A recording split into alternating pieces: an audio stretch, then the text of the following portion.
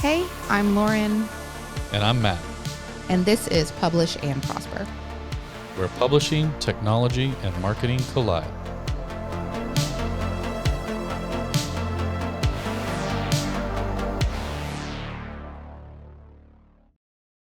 Welcome back, everyone, to a super exciting, action-packed, drama-filled It is going to be episode. drama-filled. Yeah, it is. Of Publish and Prosper. That sounded a little sarcastic, but I think that No, it's not. this is actually yeah. an exciting... I'm just in a weird mood today. I know you are. But this is one of my favorite topics. Yes. So This was your idea. I wasn't being sarcastic. It was my idea. This is a special request by you, for you. By me, for me. Yep. Yes. And for our listeners. And, well, yes. Primarily for them. I know all this stuff already. So it is for them. I actually learned some things while outlining this. Did you really? I did. Okay. Well, then you need to share with them what you learned too. I will when we get to that part. Today we're talking about print books and how to design a print book, how to know what to look for when you're designing a print book, and essentially all things print. It's no secret that people like print. Print books sell. When you're doing it the right way, the margins are great, and they still outsell ebooks almost 10 to 1. So actually I think it's more like 8 to 1 right now, but either way. So with the surge in people offering them, we're seeing more and more people out there online complaining about things that, problems that probably could have been alleviated had they understood certain things about print or had they just used Lulu. But nonetheless, we love print. We love talking about print. And so we just thought it was time for another episode about really how to design and produce a good quality print book. Yeah, I think this is really important, and I think this is going to be a lot of fun for us, honestly, too, because it's not necessarily how to design them in terms of here are the step-by-steps on how to format something, or here are the step-by-steps of how to lay out your cover. That's not what this episode's about. It's more along the lines of here are all the different options that are available to you that you need to think about when you're putting these things together, especially how they all fit together, how they impact each other, how one choice might impact your decisions later down the road, how they impact the reader experience. Yeah. Even something as simple as how things look on your laptop screen versus how they look on your actual printed book. For some of you out there, it's how does it impact your wallet? That too. Every choice you make on a print book's composition, the different elements, they each carry, a different cost. So it also costs sometimes your valuable time. Sure. Because I think that one of the things that happens a lot with people is they think they've done everything right. They think they've gotten everything right. They order their proof copy. They're so excited to get it. And they open it up and it doesn't look the way that they imagined it. It didn't come out. The cover doesn't look right, or you got the spacing wrong, or something went wrong here. And then not only do you have to go back and redo some of the work you did to fix it, but you also have to wait that additional time. Now you've got to order another proof copy and wait for that production process and make sure that came out right. So, it costs more than, money for sure. There's definitely some bottom line to consider there, but there's also time and effort to consider too. So a lot of different ways that this could hopefully 100%. save you something. Yeah. I like that. Yeah. I think the first thing we'll have to discuss for the context of this conversation, we are specifically talking about digital printing. Yes. Right? And most of the time we are talking about inkjet digital printing. There is offset printing, which is the more traditional way books have been printed. But you hear us talk about that often. Offset printing is the type of printing where you have to do a minimum run because they load up one job at a time. And when you are setting up an offset printer for a job, it is extremely inefficient and not cost effective to set it up for one book or 5 books or 10 books. They really like to do runs of at least a couple thousand up to 40, 50,000, whatever. So the difference between offset and digital, print on demand is almost always exclusively digital and should be. That's the nature of it. Offset is more traditional. So we're talking today everything to do with digital printing. 9 times out of 10, we're talking about inkjet. That is the print on demand model and the print on demand way. Yep. Yeah. Okay. That was one of the 2 things I learned today was I dug a little bit into inkjet versus toner. Well, what did you learn about inkjet versus toner? Like what the actual difference is in how they're done. So like the actual toner is laser printing. So it sits kind of directly on top of the paper. That's right. As opposed to inkjet, which is actually real ink drying into the paper. That's right. Fascinating. Yeah. And again, if I'm not mistaken, toner's dry and inkjet's wet. I believe that's correct. Mostly yes. dry, yeah. Which is also, one of the things we've talked about when we talk about quality production and we talk about why it takes more than 24 hours to do this. Yeah. Because these things quite literally have to dry. Some things. Well, and then, there's glue involved in the binding and stuff like that. Yeah. But yeah, that's one of the things that has to dry is the ink genuinely on the paper. Yeah. Which, if you've ever gotten a book and immediately you open it up and all the pages were kind of wavy or stuff like that, and there's a lot of ink coverage, that's why, because it didn't really get good drying time, or the paper choice was so thin that amount of ink coverage just flooded it too poorly, and it wouldn't have allowed for it to dry completely flat no matter how long you let it dry. Yep. So again, these are choices that are often made by either you or the printer, but you should be aware of why that might happen, like why you might get a book that just got printed but it looks like it's been sitting in a puddle of water for 6 months. So one of the first things you'll do when you're choosing to create a print book is obviously you're going to pick a size, what we call a trim size. There are a lot of trim sizes. Yes. And in fact, there can be thousands of trim sizes in general in the world. But for the most part, most books, especially trade, paperbacks, things like that, they are typically 5x8 or 5.5 by 8.5 or 5 by 8.5 or 6 by 9. Those are the 4 most common sort of trade and paperback types of books you'll see. Hardcovers, you will see anything from a 6 by 9. You'll get into some weirder sizes, 7 by 10, some of those others. But, for the most part, there's a general set of trim sizes that are the most widely used, widely accepted. At the end of the day, again, if you're selling to a general audience, they're all typically used to one of those 4 sizes. You can't really go wrong with one of those 4. Yeah, there tend to be some kind of like industry standards for depending on what your product type is, what kind of book you're putting out. But specifically with self-publishing, and one of the things that's really cool about print-on-demand self-publishing is instead of exclusively worrying about the conventional sizing for the type of product that you're putting out, think about the functionality that you're looking for, and think about something, we've talked about this in other episodes. If you're creating a little reference guide that you're hoping your followers or customers or clients are going to be able to carry around with them, you don't want to make a textbook. Yes. So, no 8.5 by 11s, please. Right. Yeah. They don't fit in my backpack that well. Yeah. This is one of my favorite examples. Our friend Steven, who has his Disney-ready Disney Park survival guide that is a 4x6 pocket guide. And this absolutely fits in my backpack. Yeah. If you're talking nonfiction, business books, most of the time you're going to see them in 5.5 by 8.5 or 6 by 9. Yes. Yeah. If you're writing a business book, with a fairly serious topic, you don't want to publish it as a pocketbook. Right. There is a perception out there from book buyers that if they're looking for a business book on landing better brand deals or sponsor deals or whatever that might be, they might not take this size seriously, even if the content inside is amazing. So like you said, you want to make sure that you're choosing a trim size that really fits your content, but also what your audience expectations are and what they're used to with other books that they purchase in that same sort of genre. So yeah.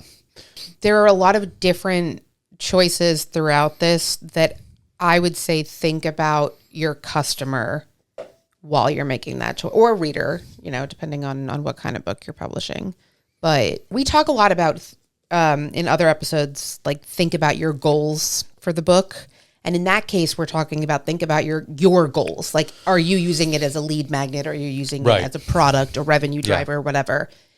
In this episode, when I say think about your goals for the book, I mean think about how you want your customer to use it when they have it. Because that is something that is going to impact your design choices. I just want to address with each of these elements, these choices you're going to make around print. Some will have a financial impact and some won't. Trim size only has a financial impact when you go from an extreme size to another. So if you're trying to decide between a 5.5 by 8.5 and a 6 by 9, price is not an issue. That's not going to affect the price when the variance in the trim size is that small. If you're choosing between a pocketbook size and an 8.5 by 11, of course that's going to affect price. But if you're trying to decide between, again, 5 by 8, 6 by 9, and you're thinking of cost, there should be no cost difference. Not at that size scale. Yeah. So binding types. Yep. We all kind of know, I think, at the very least, paperback versus hardcover, right? I feel like that. If we have to explain the difference between a paperback and a hardcover, then this episode is probably already too Yes, in-depth but you for should also explain that those are the more commonly known public names for them. What are they actually called in the printing business? Most printers would call this perfect bound, right? Paperback is what we as consumers call it. But, at the actual manufacturing level, this is a perfect bound book. Yes. Yeah. If you see perfect bound, that is what it means. Paperback, soft cover, however you want to refer to that. Please don't refer to it as soft cover. Drives me crazy. Yeah. I don't like it, but it is called that in certain circles, certain places. In Lulu's publishing ecosystem, you can actually get 3 different types of books that have soft covers. I'm not calling them soft cover books, but there's 3 different types of... Well, there are 3 different binding types, yeah. Yes, there are 3 different types of soft cover paperback with 3 different binding types. That first one that Matt just said was the perfect bound paperback. Right. We also have the coil bound, which is going to still have the soft cover paperback. And this is really good for workbooks, yes, journals, notebooks, things where you want it to lay flat. This is that, going back to the functionality thing, this is a great solution for anything that you're planning on having your customer write in it a lot. Or in this case, this example here is a guitar lesson compilation. So there's a good chance that people are going to have it propped open on a music stand. Yeah. Or laid out flat in front of them, and they want to be able to have it lay completely flat. You can't be holding the pages down on a paperback while you're playing guitar with both hands. That's not really conducive to learning. So that is something that Ricky thought about, the functionality on that. Mm-hmm. And then the other paperback option is the saddle stitch option, which is most commonly used for comic books and magazines, depending on the page count on them. And also, an inappropriate name for something that's really just stapled. Yes. Yes. There are other actual print shops that still use the stitching. Yeah, it's rare, but it's you're right. Not very common anymore. Yeah. So those are your paperback options. And then for hardcover, we offer 2 different options for hardcover. The first one is a hardcover case wrap. Mm-hmm. Which has the cover printed directly on it. The design printed right on the cover. Yes, the cover art. That's right. Printed directly on it. And then the alternative is a linen wrap with a dust jacket. Mm-hmm. And that is the dust jacket, if you're not familiar, is removable. The cover art is printed directly on the dust jacket. And then the book itself has just the title and author name stamped on the spine. Yeah, and not every company still does linen wrap, by the way. It's getting harder and harder to source good linen for book producers, and it's getting more costly. So a lot of printers have already switched over to other types. But in general, for us right now, it's linen wrapped foil stamped on the spine with the title and everything. Old school, like when you were a kid and you were in the public library and, or at school or whatever that might be. And then, the design and everything is on the dust jacket itself, which, by the way, requires an extra file. Yes. So know that too out of the gate. Yes. Yeah. Yeah, these are all decisions. We've talked about this plenty in other episodes. These are all decisions that you have to make kind of throughout the writing, design, formatting, editing process as you're going through, because these are all things that will have different requirements. So if you decide that you want your book to be a dust jacket hardcover, your cover design is going to have different elements in it than a coil bound would. Yeah, absolutely. For sure. The next thing you're going to choose is the cover finish. Mm-hmm. So we offer 2 choices right now. You have glossy, so shiny, right? Slick to the touch, probably withstands, a little bit of water spillage or something a little better than others. And then we offer a matte finish, which is almost this soft touch feel. It is a coating, by the way. Mm-hmm. It's less to zero shine versus a glossy. It's a lot more common these days than the glossy, I would say. So those are the 2 we offer. There are other finishes, obviously, but I think most print facilities these days are really trying to stick with these 2, matte and glossy, and that's what we offer. Again, that doesn't affect your price, so it's really going to be more about aesthetic choice, what you think is more pleasing. These days, we typically only see glossy covers on more educational titles, academic texts, things like that. I mean, generally a little more old school. Most other projects are choosing matte finish. So, as you're going through your design steps, one of the things that you do have to think about is retail distribution and whether or not you are choosing to put your book in retail distribution. Right. Because some of these options make your book ineligible. That's right. That's not one of them. Glossy and matte covers are both eligible for retail distribution. And I think actually out of all the things we've talked about so far, that's the only one that doesn't have an impact on distribution eligibility. That is correct. Yeah. Most distribution channels now only accept the most commonly used design choices on the exterior cover of your book. Yes. Actually, none of them accept coil bound or wire bound. None of them do dust jacketed hardcovers. They will accept case wrap hardcovers, and they will accept perfect bound paperbacks. So you are fairly limited on your cover for distribution titles you're going to put into retail distribution. But you're right, matte versus glossy is not one of the ones you have to worry about. Yep. It's pretty much everything else. Yeah. Which brings us to the inside, the interior. Yeah. Right? Yep. Which you really wouldn't think there were this many choices going into the interior, but there are. There are a lot of design choices inside the book. And we're not even going to get into the things like page formatting and stuff like that. No, thankfully. I did not eat enough lunch today for that. I don't think there is. I don't think there's enough coffee in the world for Well, I'm working on it. I'm trying. So we'll start with paper types. Obviously, you've got a number of different factors when you talk about interior paper types. You've got, what color paper, what's the paper weight, the thickness, right? And then whether or not your paper is coated or uncoated, right? So we'll start with white versus cream. Yes. White is extremely common. Business books, nonfiction books, academic textbooks, any books where you're going to be using a color interior. Color does not look good on cream. I don't care what anybody says. And in many cases, because of how cream paper is made, it absorbs the inks in a different way, and you come away with a less crisp photo or image.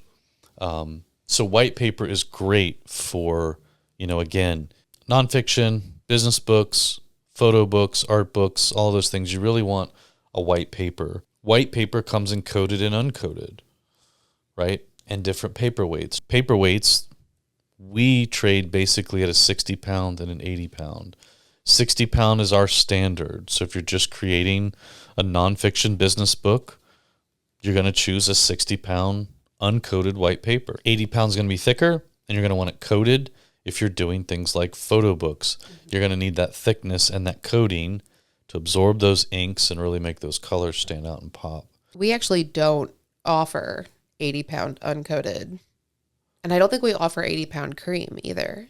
We don't do 80-pound cream. Yeah. Because if you are going through, and we'll get more into the ink types in a second, but if you are going through the effort of doing something in premium color, and you really want those images to look good, the only way that it's going to be worth the premium color is if you are printing it on 80-pound coated white paper. Yeah. This is the thing the most often that when I'm at an event talking to somebody, I say, come over here, let me show you our sample book, or let me show you so you can see the difference in these two books. Because I think it's hard to really conceptualize it in like not having a physical example of it, but which makes this really great content for an audio video medium right now.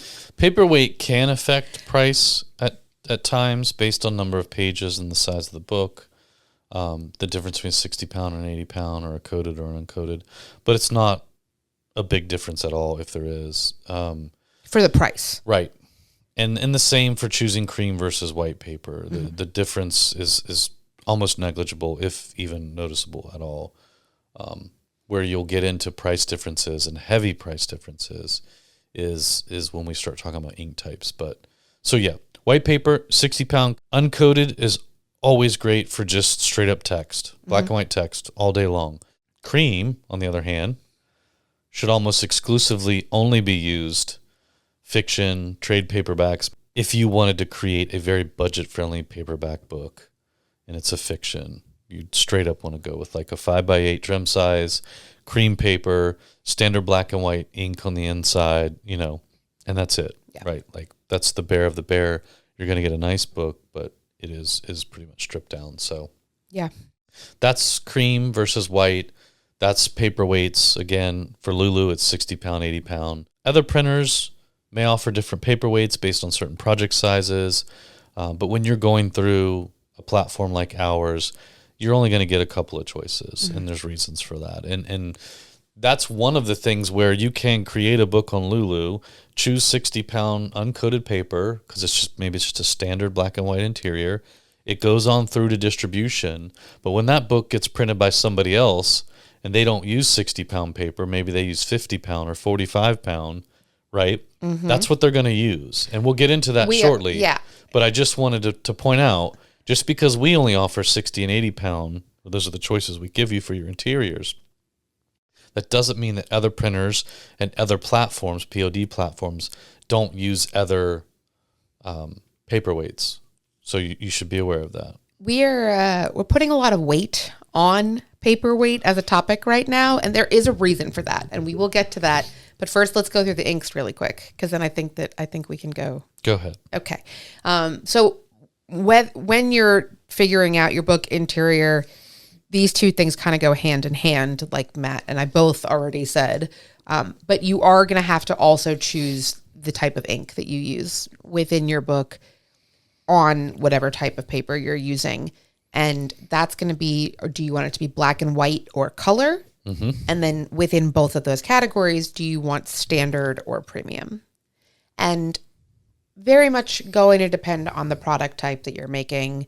Very much, obviously, if you're just doing a novel or a business book or something that doesn't have any color in it, black and white. There's no reason to not do black and white. Standard black and white. Yes. Yeah. Absolutely. It's a standard for a reason. It's very reasonable. We've also seen plenty of children's picture books or comic books or something that use just standard on the interior, whether it's standard color or standard black and white. There are so many great examples. It does not have to be the best of the best, cream of the crop, perfect photo color for something like a children's book. Unless you want it to be like a gift book or something, it can be. But there are plenty of times where things look really, really nice in just standard color or standard black and white. Yeah. Standard color actually works out great. Like, I saw a cookbook the other day that was done on Lulu where, in the cookbook, there are photos of the prepared dish or things like that. like all cookbooks, but they chose standard color, and I've seen it done on 80-pound using standard color, and it looks great.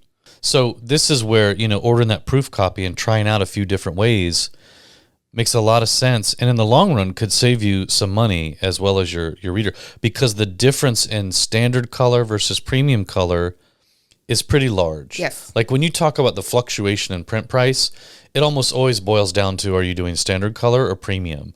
A lot of these other things barely affect the price one direction or the other, whether you choose glossy or matte or 8.5 by 11 or 10 by 10. Or, those things barely really affect the price to the degree where you're like, oh my God. But the difference between standard and premium, that's a whole nother story. So if you can put out a good quality project to your standards using standard color or standard black and white versus premium, you should absolutely do so, because you will save your reader some money and you'll save yourself some money, which ultimately turns into a larger profit margin, especially if you're selling direct. Yes. And this is also a great way to put out variants for your customers. We've talked about this.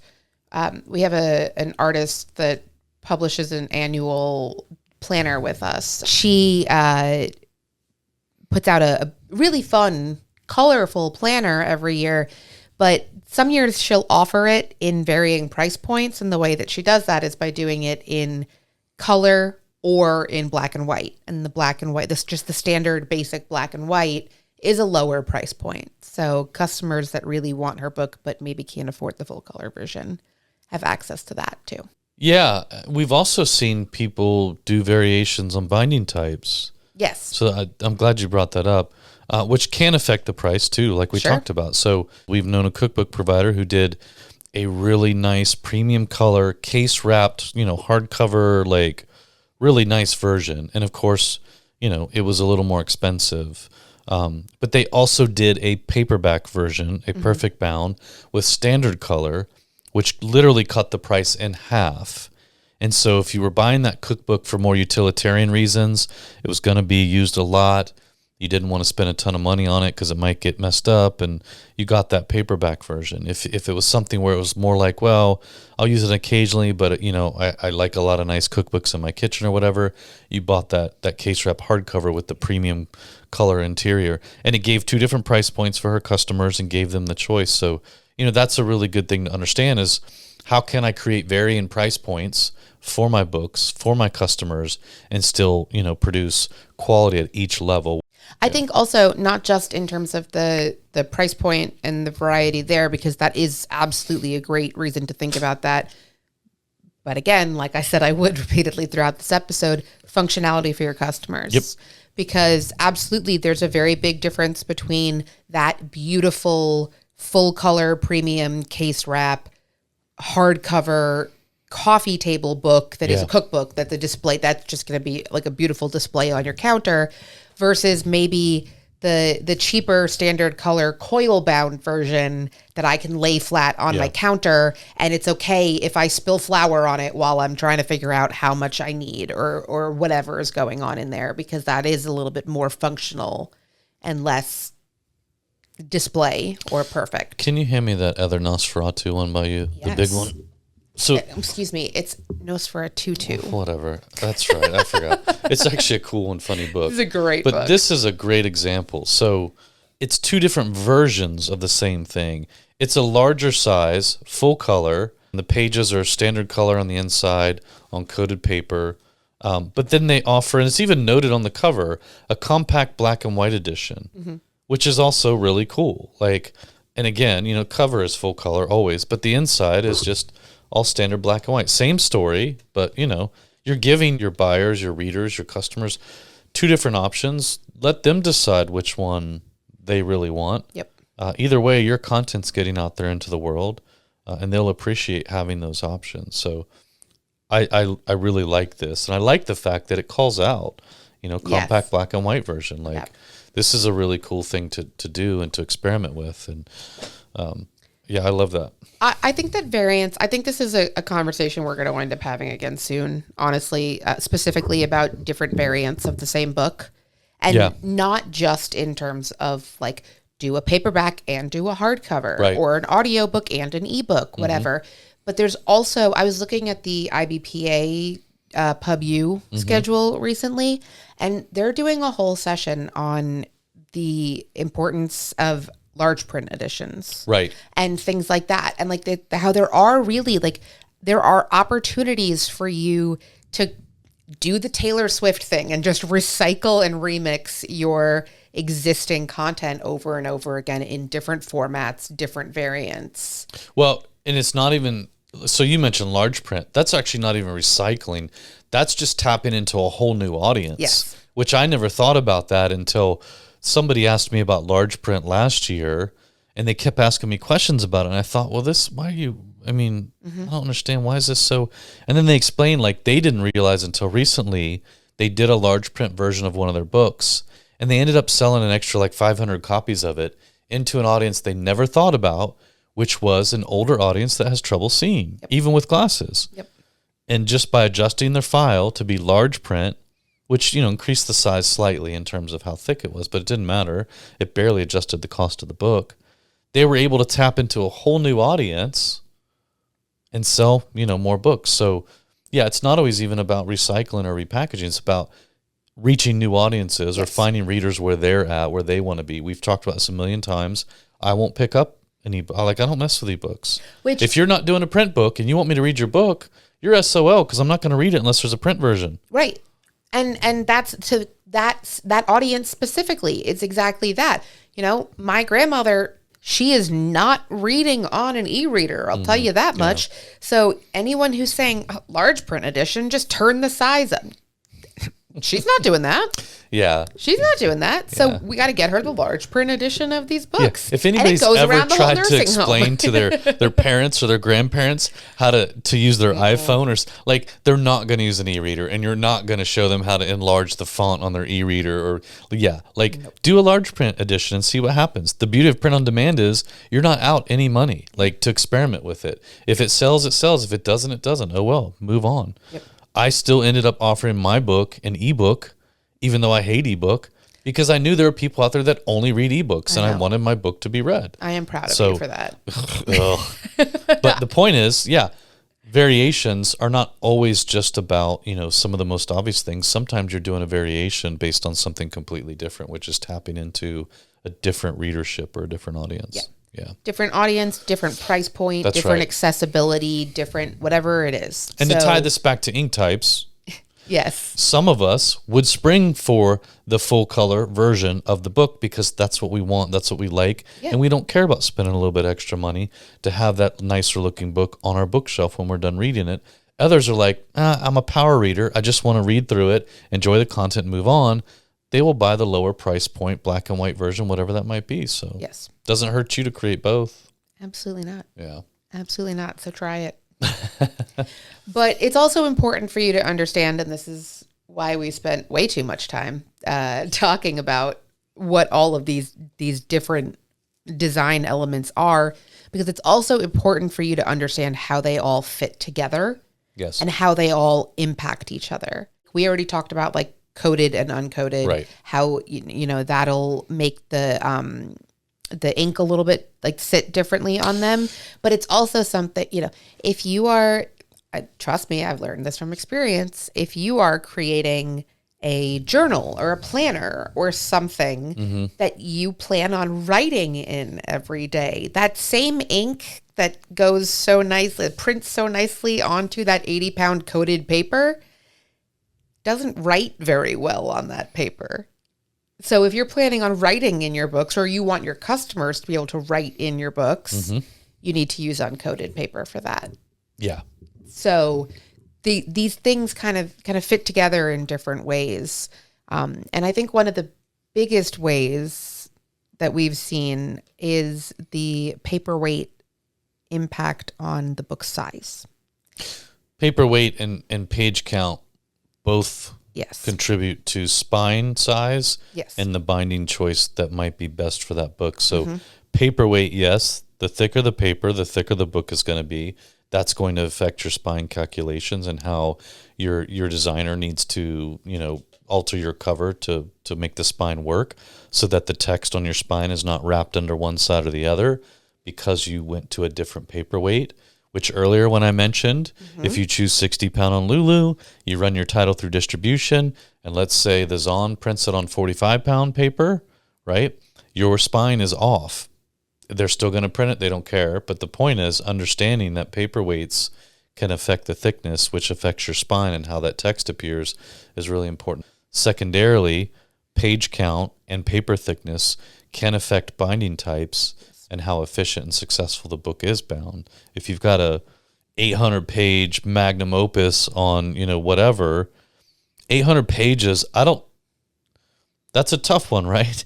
I would probably do a case bound on that, because perfect bound on 800 pages, while it can be done, and I think we go up to 775 for perfect bound, something like that. You're getting into like super thick, dangerous territory where if that book gets opened too many times, that spine is going to crack. I don't care how good of a printer you are, what type of technology you use. When the spine is that thick and it's a paperback or perfect bound, you're only going to get so many opens on that thing before it starts cracking. So consider cutting up an 800-page book into 2 volumes maybe, or you really do want to think about going with a case bound so the spine can stand up to the thickness and the constant opening and things like that. We didn't really get into this, and we're not going to in this episode, but when we talk about binding types, it's not just the difference in the cover, like the soft cover versus the cardboard hard cover. It is quite literally how the binding is sealed and put together and assembled and held together. So when you're talking about how a case wrap is going to be a little sturdier long term, it's because there's different elements of the process that are holding it all together. Yeah, mainly in this context, it's done at the facility level, the manufacturing level, but you're right. Yeah. Right. Yeah. So page count, that is important to note. Also, Matt did slip this in there a little bit, that we do have minimum and maximum for page count on different trim sizes and different binding types. And that also is something that will affect your retail distribution. Yeah. So I will have linked in the show notes a link to the pricing calculator on our website. That is a really great tool for going through and playing with the different like permutations and combinations of all of these design choices. And it'll help you see what's available, what isn't. If you plug in, like my book has this number of pages in it and that does not work with one of our binding types, it'll immediately tell you that. Yeah. So definitely worth knowing for sure. So there are some things that you need to know when you are designing a print book that are different from doing your ebook. Yep. Or your audiobook. Obviously, there are different ways to work with color. When you're... Okay, wait, I'm actually going to interrupt you because while I understand you want to talk about print and not ebook and audiobooks, I also mean digital just in general. So if you're somebody who's used to making, if you're saying, oh, I'm going to design my print cover for my book because I have a lot of graphic design experience from all of the infographics that I've made for my Instagram account for the last 10 years. That's designing for digital, not designing for print. A lot of us are used to designing in a digital format these days without even thinking about it because that's where most of our content exists. Yeah. So as we're shifting from the mindset of designing content and producing content for digital versus creating a content or a piece of content that's going to be printed in the real world, there are some things that you have to think about. That's where I was going, but thank you. Well, you ran in right away with the knock against ebooks and audiobooks. Of course. That's how I always do it. I know. What I was going to say was, beyond that, most digital content is created in RGB. Yes. Right. What you have to understand is that printed, physical stuff uses CMYK. The two are different, right? I learned this the hard way on my own book, as well as some of the things we do here at Lulu. I've seen a few occasions where our designers will design a banner for us that we use at an event or a trade show. By the time the files go over to who creates the banner for us, and we get the banner, it's darker in color or something like that.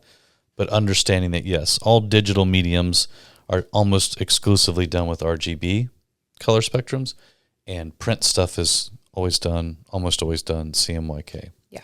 So that being said, you really need to make sure that your designer is looking at how is that digital file that they're creating in RGB, what is that color going to look like in CMYK, right? And we need to make sure that people understand that you could literally get back a book with a cover that is 3 to 5 shades darker or lighter than what you intended. So when designing, understanding the difference between designing for digital output versus designing for print output can be a lifesaver and can save you from having to order a lot of proof copies trying to figure out what the hell is going on while you keep getting one with a cover that's different, right, than what you thought you had. So there's always going to be some kind of variation between those. Even if you get it as close as physically possible, there is still going to be some kind of variation between what you're seeing on a digital screen versus what you're seeing in physical print in your hands. Yeah. If for no other reason than the way that light is produced, light and color are produced. You might have your monitor color, turned up or turned down or something's off. Yeah, there's going to be tiny variations. You should expect that for sure. Yes. But wild variations are a different story. And most often than not, it's because you or your designer or whoever handled that didn't understand or pay attention to the fact that RGB and CMYK are two different things for the most part, and print is almost always exclusively CMYK. Yep. Yeah. Also, just on this topic, the same can be true not just in terms of color, but in terms of just actually designing your book itself and the layout, whether that's the interior or the exterior. I think, when you're thinking about trim sizes or when you're thinking about your page layouts, when you're thinking about the blank space on your page, I mean, maybe it's just me, but my spatial awareness about what size something is on a laptop screen versus what it is when I print it out in front of me is it's always different than what I think it is. Same. So that is something that just you're going to save yourself a lot of time later if you keep that in mind while you're in the design process. Yeah, I agree. That's a really good point. And I mean, we've already talked about this 1,000 times if we've talked about it once. I think we talked about it 2 episodes ago. If you can afford it, just hire a good cover designer. Yes. Let them deal with all this. Let them worry about it. You still need to know these things, right? You're the one that's going to be ordering the proof copy, theoretically. But, if you can afford it, or if you've got a good trade-out system with a few other creators and designers, let somebody else design. Let them deal with the converting RGB to CMYK and, things, spatial awareness, and all this other stuff that I'm not built for that. Right. I don't think you're built for that. Nope. So, I let other people deal with that. But yes, and still had issues with it, right? Yeah. For different reasons, which we'll get to, but that is the thing that we were talking about with, somebody could be a graphic designer that has a decade of graphic design experience but has never done a book cover before. Yes. Versus somebody that only has a few years of experience but has done hundreds of book covers in that time. Right. That person, they probably already know that they need to convert that file into CMYK before they export it. Yeah. And maybe they even learned that design lesson the hard way too. Yes, they've learned that lesson already for sure. It's unlikely somebody taught them. They probably learned it the hard way as well. Yep. Yeah. So do you want to get into your very specific, how you've learned this the hard way? Yeah. Yes. So I ordered copies of my book. Yes, you did. For this episode, by the way, so that we could look at, and use it as an example. Shameless plug for my book. However, completely coincidental, but right on topic, when the book showed up, I opened the box. No padding in here, by the way. I've got to point this out. That's true. I did see him open this. Very poorly packaged. Before you even take those out, I am going to take a moment to put up on screen the digital file of what this cover looks like. Yes. Yeah. So you guys can see with the original, this is the print PDF file that is in Matt's account. Okay. Yeah. So when I pulled the books out, though, it was very visibly 2 shades of green, if not an actual full 3 shades of green. Same file, same cover file, right?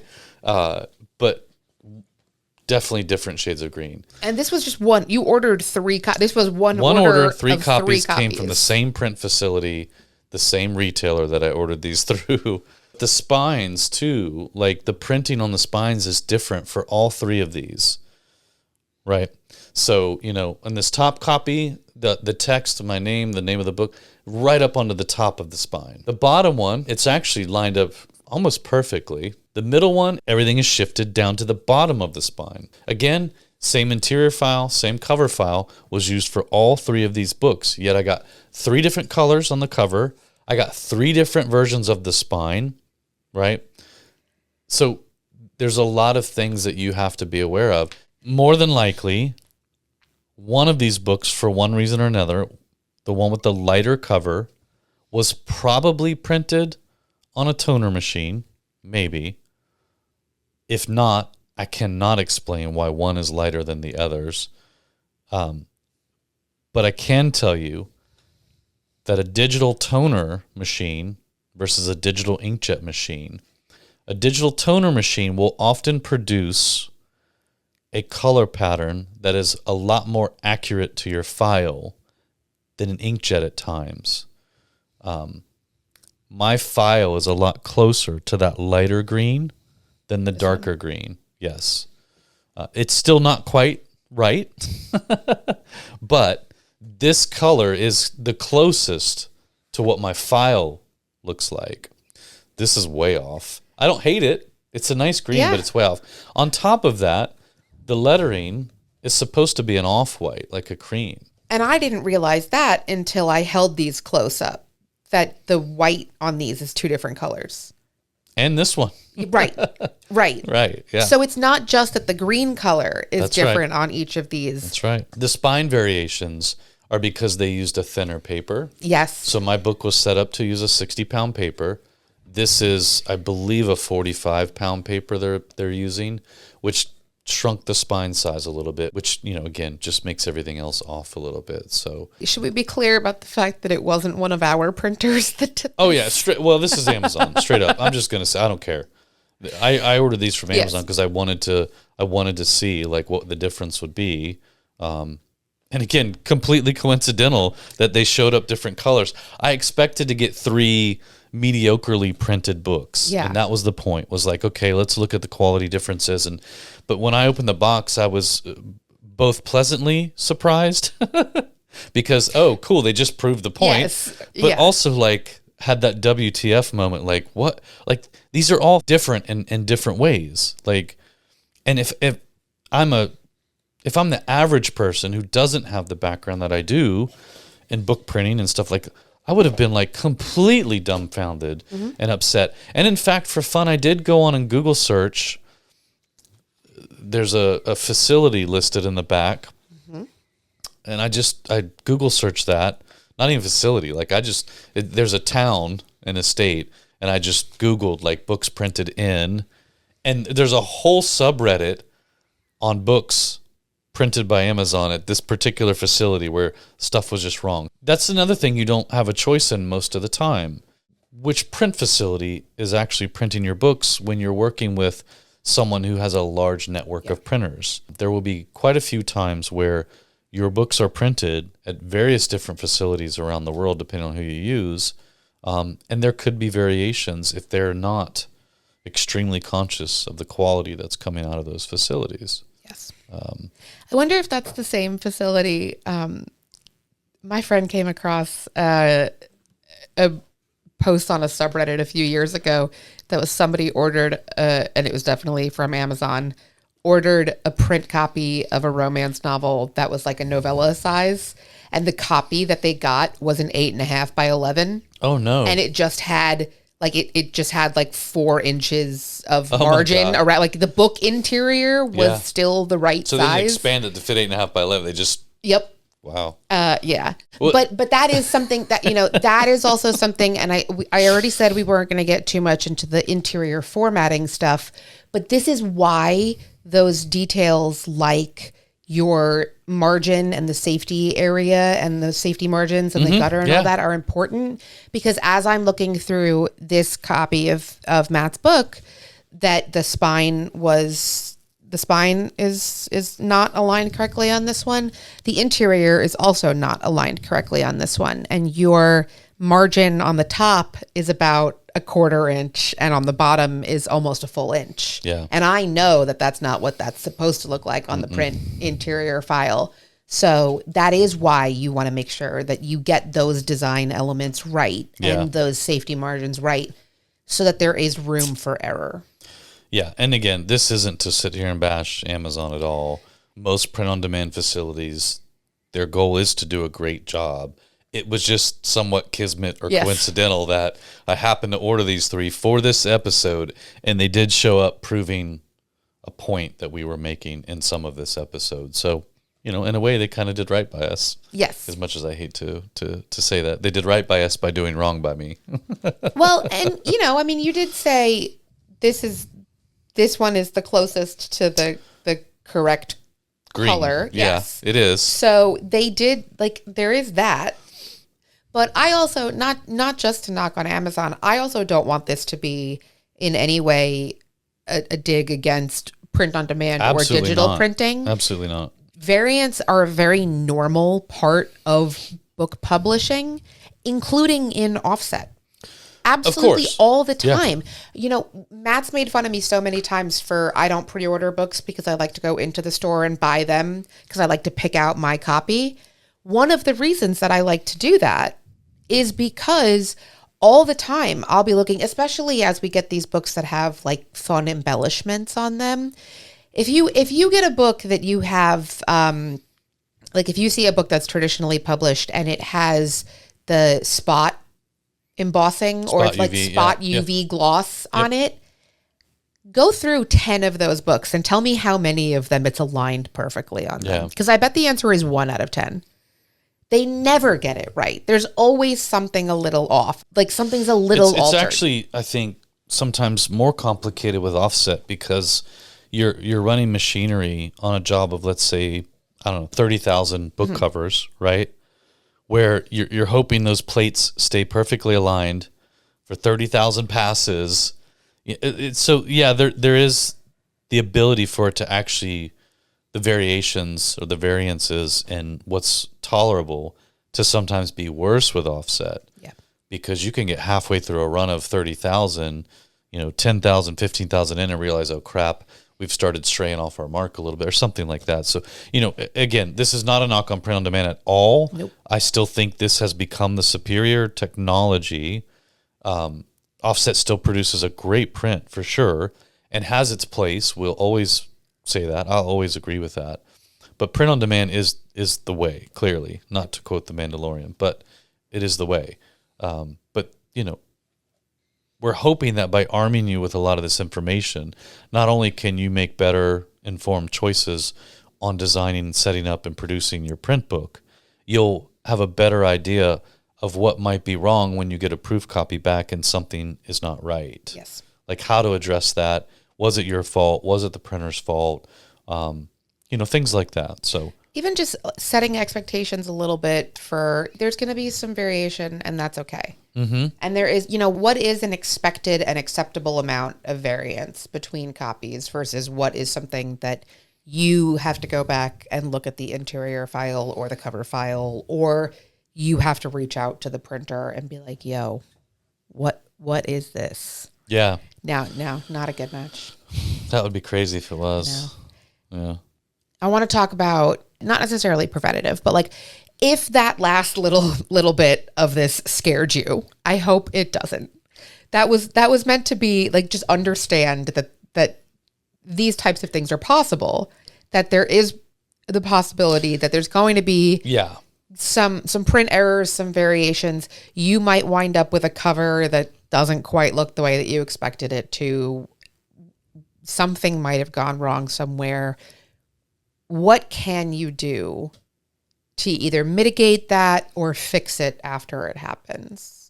Number 1 is to always order a proof copy. Always. And we mean that in 2 different ways. First of all, you should always order a proof copy before you hit publish. Oh, yes. Always, always, always, always.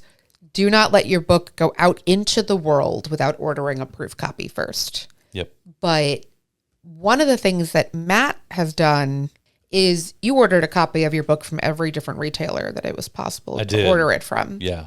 And I would consider that a proof copy too. Yeah. I can actually have the others sitting over here too. Oh, good. So one of these came from Ingram. Mm-hmm. And then one came from Lulu. And then we have the Amazon ones. Now, they're all different still. Yes. But, the Ingram one, same issues really. White instead of cream text, wrong green.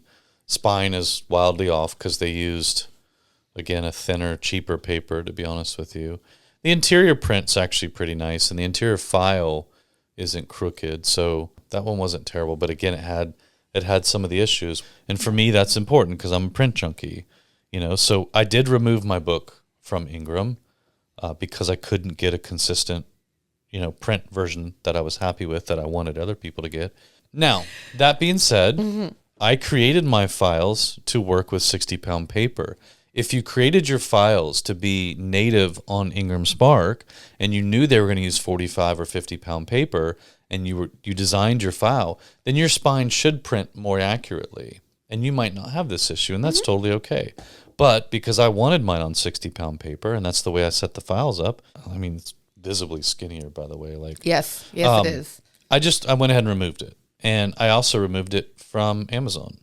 Or I'm in the process of removing it from Amazon because I don't want it to show up wrong for every person that buys it on there. So I'm just going to keep selling it direct the way that I want it to be sold, the way that I want it to look. I don't want to sacrifice that just to have it available on other channels. So, look at the difference in the thickness on these. Yeah, it's crazy. Anyways. It really actually...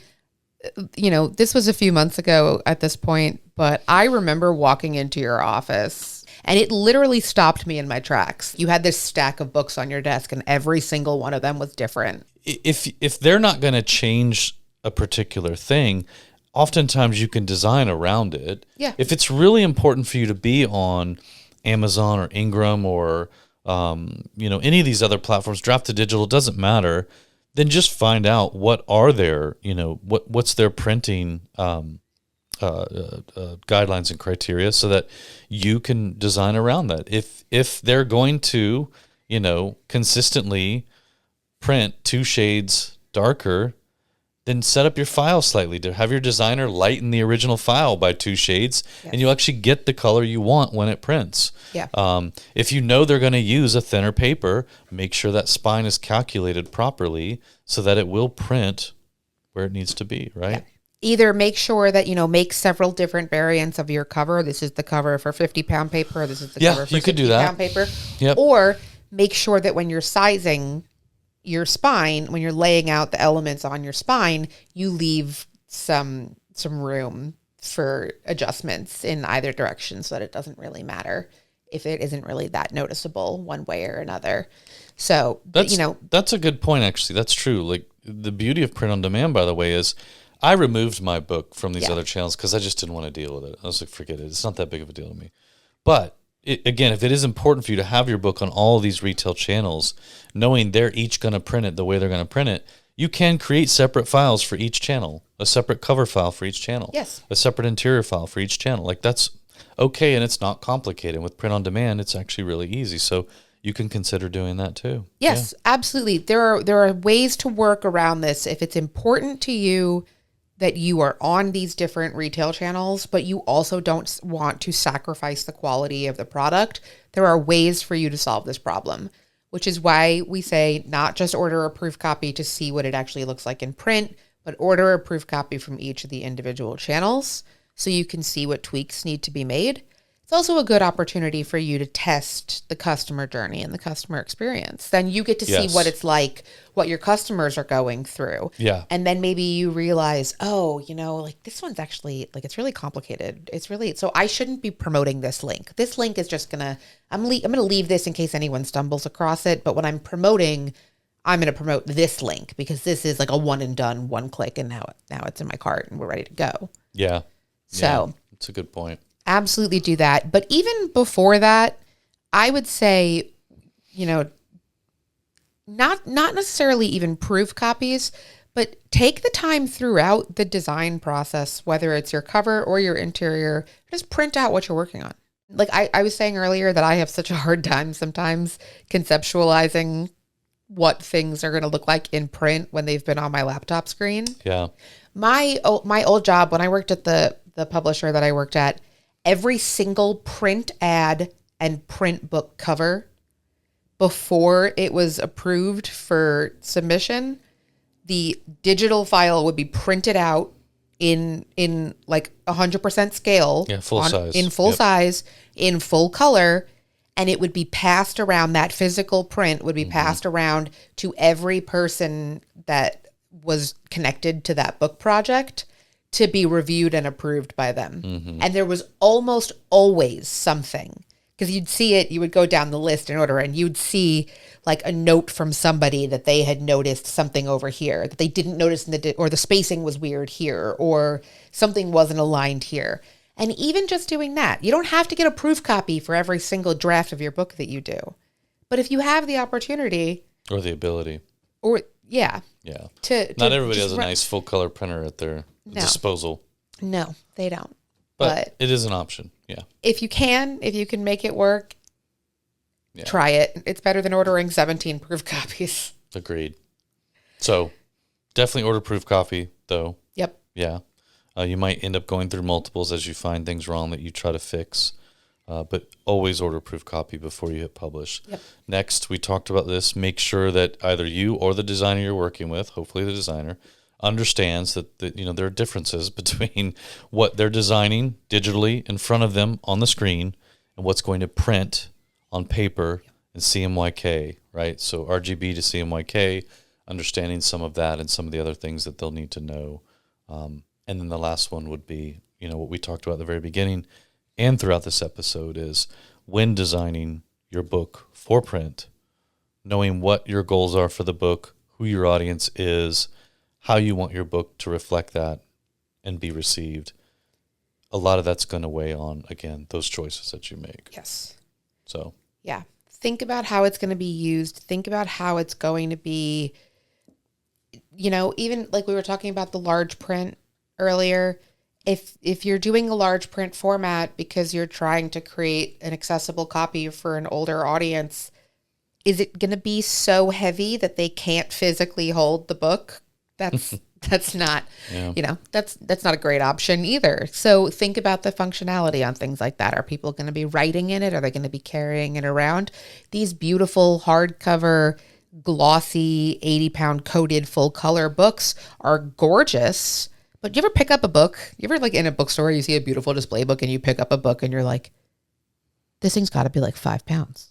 This is you're not going to carry that around. I'm not in high school anymore. I'm not carrying my textbooks around anymore. No. So I just have images of carrying around like a big Taschen, right? Could you imagine? Which I have a bunch at home. I have one for sharks and one for some other stuff, and they're just huge and heavy. And I bought them because they're beautiful books and I wanted them, but they have a very specific place in my home. And it's not something I'm just going to toss in my backpack to bring to work to show people. Where it's a big heavy book, but it serves its purpose. It's a beautifully done book. Yeah, that is something to keep in mind as you're designing these things. True. And if you really don't want to sacrifice that, make variants. Yeah, make a coffee table version, and then this is the quick and dirty. We're gonna mark it up. We're gonna write all over it. Mm-hmm. You can spill whatever you want on it. Let's go. Yeah, and sell both. I agree. Well, this has been fun. This has been fun. This might actually be the longest episode. We'll see what it happens. So far it is. So as of right now on the clock, unedited, we've been recording for 1 hour and 24 minutes. We really like print. We do. So we're going to see how much makes it into the final cut, but I don't know that there's a whole lot that's going to get cut out of this. So this might be a really long episode. We'll see. All right. If you made it this far. Yeah. Cheers. If you made it this far, consider yourself a print expert now. I think so. Go educate all your friends and look cool on trivia night. Yeah. That's a thing. I don't even know It what sure is. is. All right. Absolutely. Yeah. But yeah, hopefully you learned something. Hopefully we didn't scare you. Hopefully, No. No, I don't think so. That's not the goal. No. There are always solutions, and I think that's the important part. There are always solutions to these problems. We also did that episode that I will have linked in the show notes to, the self-publishing horror stories and how to survive them. That was, same thing. There are absolutely things that go wrong. They are not limited to POD. They are not limited to any one particular That's publisher. right. The important part is there are ways to work around them or work with them.